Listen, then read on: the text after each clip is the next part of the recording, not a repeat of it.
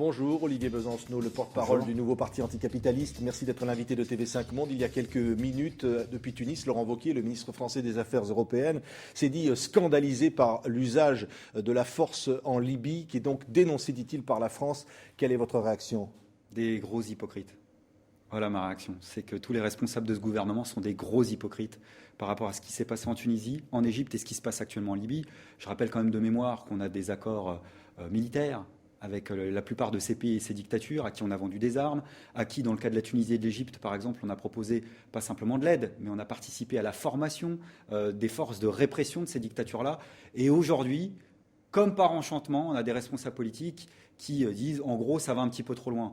En réalité, les puissances occidentales, à commencer par la France, montent très très légèrement l'écrou, bien en deçà de ce qu'il faudrait. Ce qu'il faudrait aujourd'hui, c'est que le peuple libyen qui est en train de faire sa révolution soit épaulé par la communauté internationale et qu'on arrête avec les discours hypocrites. Ça veut dire que vous dénoncez notamment ces marchands d'armes dont vous pensez qu'ils peuvent être utilisés aujourd'hui dans la répression ? Oui, et je pense que l'heure des comptes viendra aussi en France par rapport à ces révolutions-là.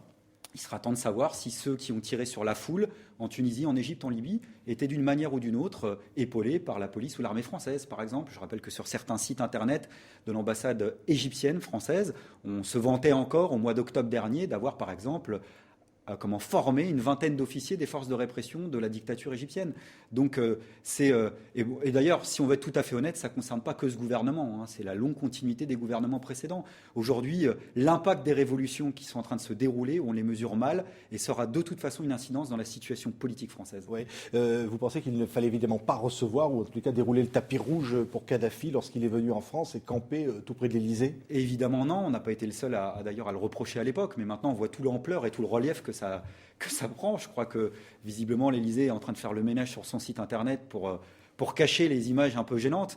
Ils auront bien du mal parce que de toute façon on sait aussi qu'avec les révolutions, internet ça fonctionne pas mal. Donc de toute façon on les retrouvera ces photos. Il y a un certain nombre de diplomates qui ont publié tout à l'heure dans le journal Le Monde une tribune dans laquelle ils dénoncent finalement la diplomatie française en disant que c'est celle uniquement du président de la République qui a fait le choix de Moubarak, de Ben Ali, etc. Vous pensez qu'évidemment il y a une crise dans la diplomatie française aujourd'hui ?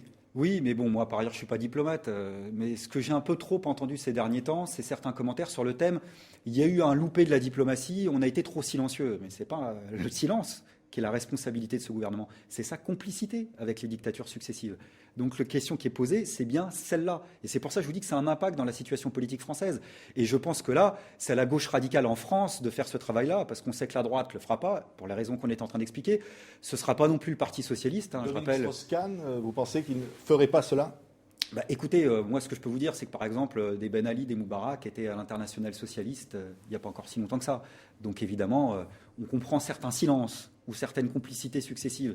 La question qui se pose, c'est de comprendre qu'il y a quelque chose d'extraordinaire qui est en train de se passer, au-delà des moments d'angoisse qu'on ressent tous, parce qu'on sent que c'est tragique en même temps, mais c'est le soulèvement d'un peuple qui est en train de prendre en main son propre destin et qui est en train de faire chuter des dictatures dont on pensait qu'il était absolument impensable qu'elles tombent. Et ça, c'est une leçon de choses.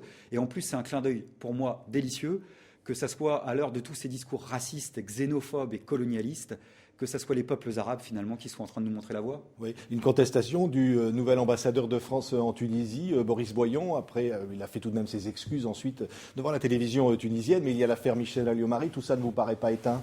Non, puis de toute façon, je veux dire, avec le nombre de casseroles qui sont en train de se taper dans ces affaires-là, je veux dire, le gouvernement, ils vont bientôt pouvoir monter une cuisine, parce que chaque jour nous réserve une nouvelle vidéo, un nouvel incident, une nouvelle image du bisou-bisou de tel ou tel ministre avec tel ou tel dictateur. Ils ne pourront pas s'en sortir. Le gouvernement est d'ores et déjà dans l'impasse sur le bilan de ces révolutions-là, qui est en plus pas un bilan, parce que c'est Ken Loach, le réalisateur, il a une formule en disant les révolutions, elles sont contagieuses, et tout le monde se demande aujourd'hui à qui le tour. Et je crois qu'il faut comprendre qu'on est dans une faille politique de la mondialisation libérale, que ce qui se passe en Tunisie, en Égypte et en Libye va être fait de rebondissements dans les semaines et dans les mois à venir. Une révolution, c'est pas qu'un jour, c'est pas quelques jours, c'est un processus avec des flux et des reflux. Et la question sociale est au cœur de toutes ces révolutions-là. Et c'est pour ça qu'il faut bien comprendre qu'on est aussi dans l'incidence de la crise financière qui a débuté il y a 2 ans et demi. Et vous étiez allé évidemment à Tunis. Est-ce que vous avez l'intention d'aller dans d'autres capitales qui connaissent ces soulèvements ? Oui, même si je ne vais pas me transformer en globe-trotteur de la révolution, puisque maintenant il y a une révolution pratiquement toutes les semaines. Mais en tous les cas, je compte, oui, en effet, me rendre ce week-end en Égypte où une nouvelle organisation de la gauche radicale, anticapitaliste, internationaliste, va voir le jour. Et donc, je vais aller les saluer, je vais aller apprendre beaucoup de ce qui se passe sur place pour tisser surtout de nouvelles relations internationales, pour bien comprendre que de nouvelles alliances sont possibles aussi entre les peuples. Vous avez, à Montreuil, fait un congrès qui est apparu, un congrès de la division, la difficulté pour vous de déterminer, par exemple, qu'il n'y aura pas de candidate voilée lors de la prochaine élection cantonale, mais vous n'avez pas réussi à vous entendre. C'est un congrès qui a été compliqué, ça on le savait, on s'y attendait. Le NPA a connu une crise existentielle après un revers électoral qui était celui des régionales. On ne s'est pas caché derrière notre petite voix, on a assumé cette crise-là, on a assumé nos divergences, nos discussions. Il y en a beaucoup qui nous disent ça vous affaiblisse. Mais oui, mais bon, sur le long terme, il n'y a que ça qui paye. C'est le temps long de la démocratie, c'est le temps qui est nécessaire pour que la base s'empare de ces discussions. Il n'y aura pas de candidat du NPA voilé à la prochaine élection cantonale ? Non, c'est pas ça qui a été discuté. De toute façon, maintenant, c'est devenu un cas d'école. C'était plutôt lié au passé. Voilà, maintenant, on essaie de discuter de ces questions-là. Aussi à l'aune, justement, de ce qui est en train de se tramer en Tunisie, je m'y suis rendu. J'ai parlé avec les féministes tunisiennes. Pour elles, la laïcité, ça ne se négocie pas. C'est un rempart nécessaire face à l'intégrisme religieux. Mais en même temps, elles ne veulent pas d'une laïcité, pour celles avec qui j'ai pu discuter, qui soit le nouvel étendard de l'islamophobie, comme certains le revendiquent en France. C'est le cas en France avec le débat que souhaite Nicolas Sarkozy sur la laïcité et l'islam. C'est le cas de Marine Le Pen, en tous les cas, très clairement, qui utilise la laïcité comme un cheval de Troie de l'islamophobie. Personne n'est dupe. Et visiblement, Sarkozy, une nouvelle fois, lui court après en pensant récupérer ses voix. Mais à ce jeu-là, il risque d'avoir de curieuses surprises. Parce que pour l'instant, c'est elle qui est en train d'engranger des voix. Et puis surtout, c'est complètement à côté de la plaque, si je puis me permettre. Je parlais de la crise financière et de la crise économique.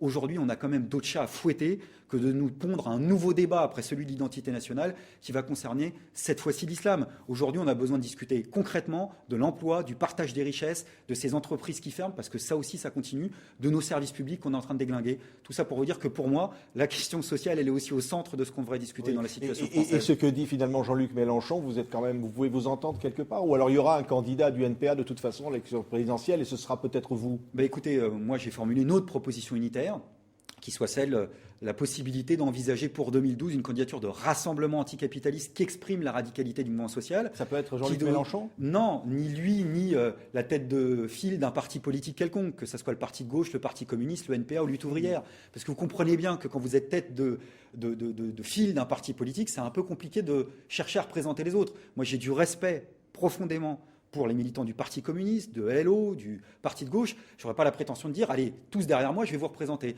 Donc, on peut trouver... Mais donc, vous, de toute façon, le NPA sera représenté à l'élection présidentielle. Si cette proposition unitaire, elle remporte aucun écho, il y aura de toute façon une candidature anticapitaliste. Comme on dit parfois, une certaine lassitude.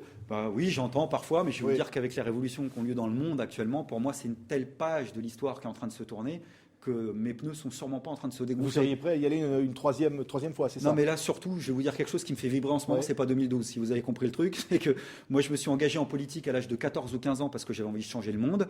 J'étais convaincu de la nécessité de faire une révolution. J'avais cette particularité de faire partie de cette génération de révolutionnaires issus du lent renouveau de l'anticapitalisme au début des années 90 qui évoluait dans un monde sans révolution. C'est plus le cas depuis quelques mois. Et je pense qu'on a face à nous un nouveau cycle fait de révolution, de révolte et de grève générale. Et moi, c'est ça qui m'excite, c'est ça qui m'emballe. Et pour rien vous cacher non plus, je pense qu'en France, on aurait bien besoin d'une bonne vieille révolution sociale et démocratique. Et je rêve le jour où on aura notre place Tahrir à nous, notre place de la Casbah à nous devant l'Élysée pour dire à l'UMP, dégage. Merci Olivier Besancenot, porte-parole du nouveau parti anticapitaliste, d'avoir été l'invité de TV5 Monde.